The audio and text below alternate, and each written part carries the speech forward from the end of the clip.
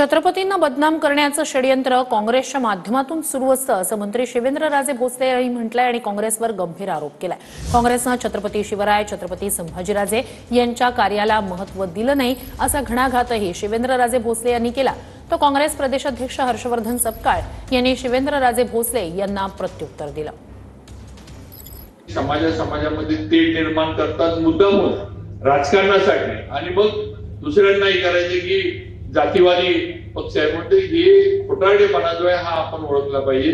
आणि हे सगळं जे काही षडयंत्र आहे की काँग्रेसच्या माध्यमातून छत्रपतींना बदनाम करण्याचं हे चालू असतं याचा आपण सगळ्यांनी कुठेतरी अभ्यास केला पाहिजे।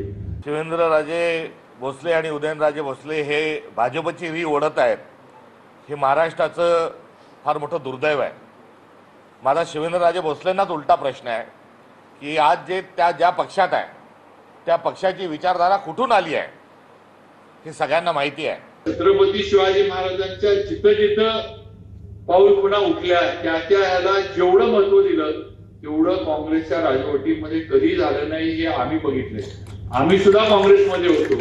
गोळवलकर गुरुजींनी संभाजी महाराजांबद्दल काय लिहिलंय हे जरा पानं चाळून शिवेंद्रराजे भोसलेंनी वाचले पाहिजे।